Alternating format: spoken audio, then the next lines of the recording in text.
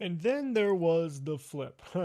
So after unboxing the Fold 8, which I'll link down below if you want to see the unboxing of the Samsung Galaxy Z Fold 8, the wide body, I'll put a link down below in the description box. After doing the unboxing, I just handed it off to her, and she is absolutely amazed and playing with that. So now I get to play with my favorite, the Flip 8. So let's go ahead and unbox it. Let's see what it looks like. Let's see. I know there might not be many differences compared to the Flip 7, but I think it is a more refined. If you loved the Flip 7, you're going to love this. Now, should you upgrade? That's up to you. But if you have a Flip 6, a Flip 5, you're definitely going to want to upgrade. Now, this is the 512 gig model graphite color. So this is the all jet black Z Flip 8. Wow, does that look nice? I like that black. We'll compare it to the S26 Ultra here, and because I do have a black S26 Ultra, compare the color scheme with that one, the size difference, thinness, thickness, weight, all that good stuff. I think in here, if you've seen one, you've essentially seen them all. You're going to get your little warranty card, your paper information. You're going to get a SIM tray ejector tool and also a USB Type-C cable. So I think, as I mentioned, you've seen one of these, you've seen them all. So let's go ahead and move on to this device. And wow, is that it feels a little bit lighter than last year's. I've had every flip model ever made. They actually have made this slightly thinner, and I can tell from the naked eye it does appear to be thinner, and it does feel to be a little bit lighter, which is good. Now let's take a look at the S26 Ultra. Let me unplug it and see how the black compares. Now, it appears from the naked eye, I don't know what it looks like on the video, it appears it is a different black, a different color scheme. This is a graphite black, and this is a carbon black. The S26 Ultra Carbon Black, it looks like it's more, it almost has like shades of, dare I say, blue or silver in it. I'm not sure if it's coming across. I think you can see it there on the screen. This one looks a little bit bluish and or silverish, and this one more looks like charcoal. This is a more true black in my opinion. I just think it looks phenomenal. It's like the bat phone. But it does look thinner. It does feel lighter. So I think they've refined it quite a bit. And as you can see, it is thinner than the S26 Ultra. It is slightly taller than the S26 Ultra. Let's see if I can lock these in place. You can see it's just a shade taller. And let's see if it's as wide. But it's not as wide as the S26 Ultra. Is a huge phone. As you can see right there, just a slight difference right there. So the Flip 8 is taller and skinnier, which does, look, it's not a huge difference, but it does fit better in the hand. The S26 Ultra is a big phone, but this one does appear to be slightly different than the Flip 7. So it's not an exact replica of a refresh. Now, you can use last year's cases on here. I've seen videos online of people putting their Flip 7 cases on this Flip 8. But I would suggest getting new cases. Thinborn is going to send their suite of cases for the Flip 8 and Fold 8. And I'm going to do a bunch of reviews on those. And I have a Spigen case coming in today, which I will do a case review on as well. Case selection is weird for these foldables. For one thing, there's not a wide selection, and the other thing is they are seemingly more expensive. I have no idea why the cases are more expensive for the foldables. Is it just because the foldables are more expensive? Yeah, maybe. But you can get away with using last year's cases on this. It's not going to be an exact, absolute perfect fit because this is thinner. This year it is thinner, but the dimensions are the same. It's just thinner. So yeah, the old cases will fit, but like I said, you can get away with it doing it like that. But So I would suggest just getting a new case. There goes that. And let's give it a very first fold. Now, is that crease still there?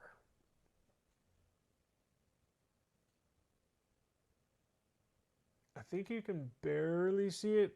Yeah, you can barely see it. And feel wise, it almost feels flat. Almost. There's just, you can almost feel something. So let's go ahead and, wow, look at that. It is thinner.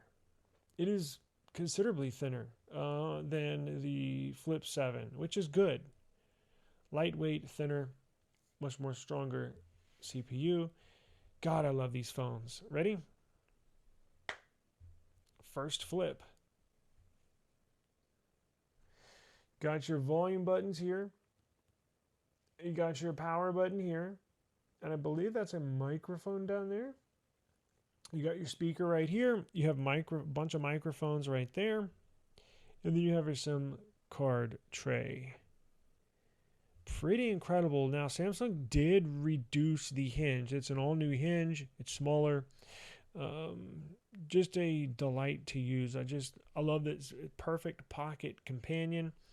I love it because you can record videos. It's like the iPhone. So, on the iPhone, on the front-facing camera of the iPhone, if you record a video, you can hold your phone like this while you're recording a selfie video, and you can record in horizontal mode, landscape mode, and without even rotating it, you can switch to portrait mode, up and down mode, just like this. I haven't seen any other Android phones do that. Now, that's because on the iPhone, they have a square sensor on the front-facing selfie camera.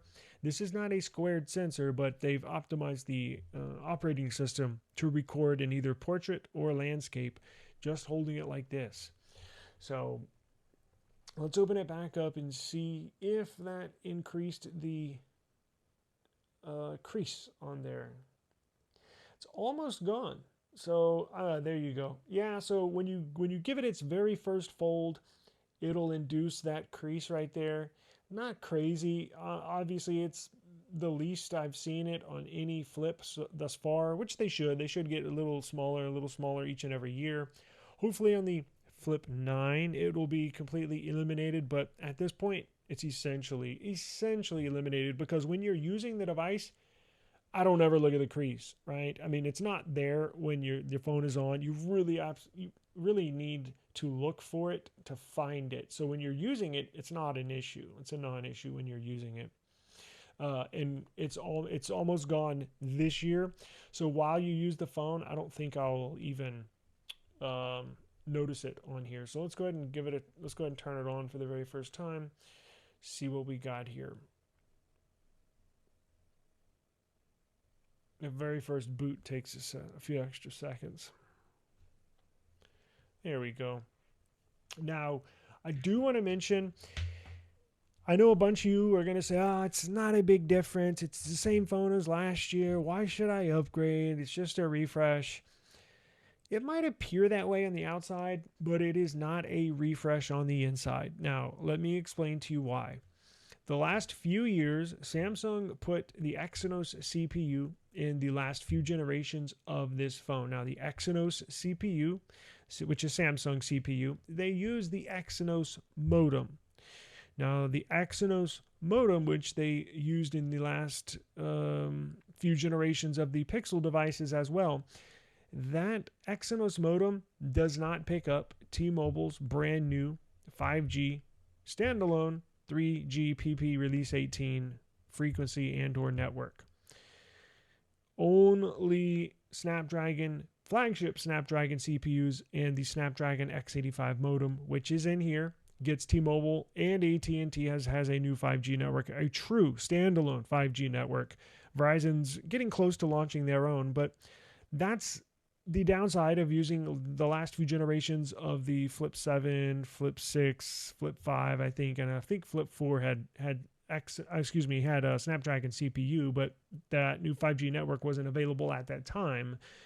But that's an entirely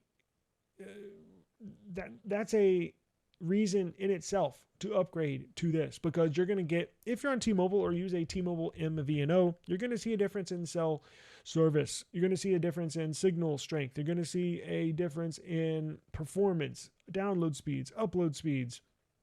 It makes a difference. I've done numerous videos just on that. I live in a dead spot, so that makes all the difference in the world to me. It was a pain in the ass using the last couple of flips because, well, it just wouldn't get that good service, right? I know I use Wi-Fi, but call quality sucked. And yeah, you can use calling over Wi-Fi. Yeah, I get that. But what if your power goes out? You are screwed. It's always nice to have the latest and greatest, and that in itself is a perfect example of why you might want to think about upgrading to this generation of the Flip. All new. This thing is a beast, man. It's got the Snapdragon 8 Elite Gen 5. This thing is a freaking beast. It's like having a Batmobile. I mean, a Bat phone to go with a Batmobile, right? All black. Man, you cannot beat that. I was debating whether or not, obviously not getting pink, but I was like, should I get the white? Should I get the black? Black looks so freaking classic here. It's just phenomenal, man. Absolutely incredible. I love these phones. I freaking love these phones. So stay tuned to the channel. As I mentioned, I got Thinborn sending a bunch of cases. I am going to get a case later today. A speaking case should be delivered. We're going to do case reviews. We're going to test the cameras. We're going to do battery life. We're going to do a signal strength video. So I'll show everybody just how good this modem is in here. And Flip lovers and Samsung foldable lovers, it's time to rejoice. Remember, I'm going to link the unboxing video to the Fold 8 down below. And then I also have case reviews for the Fold 8 as well. We got the Flip 8 and the Fold 8. So if you love Samsung foldables, you're in luck, because we do too. Subscribe to the eSIM Studios YouTube channel. I got much more content on the way. Now it's time to have fun. Peace.